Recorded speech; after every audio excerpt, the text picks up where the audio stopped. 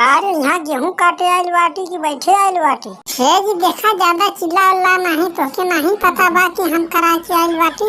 का करा के आइल बाटी रे? तनी हमरो के बताओ तो हम जान जाए काहे गेहूं नहीं काटत बाटी। गेहूं काटब ना करैले बाटी सैया फेसियल। अरे तो फेसियल करैले है तो एकर का मतलब भलका तोर दादा है कि गेहूं कटी? हाँ देखा, हमारी चहन ज्यादा टेढ़िया ओढ़िया मत जानत बाटा कि नहीं तो हम चल जाए नैहर, जानत बाटा कि नहीं। रात रात गोरिया गाई गईलू, गोरी नैहर जाए के पहनाई गईलू।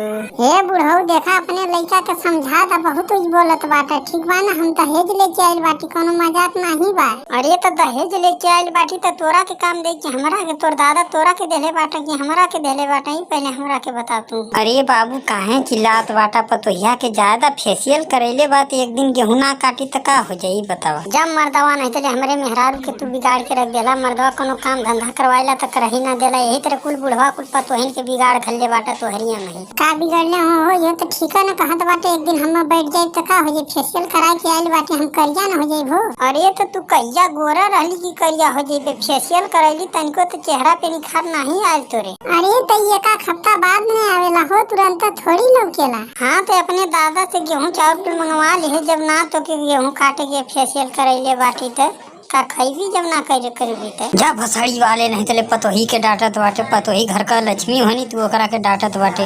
देख ला भैया कली देखत ना बाटा कुल पतोही का मन बढ़ाए गलत हम कुल बुढ़वा यही से परिवार में है केहू सही से नहीं रहत बा। ऐसा बुढ़वा रही तो का परिवार सही रही भैया? पतोही का मन बढ़बे न करी।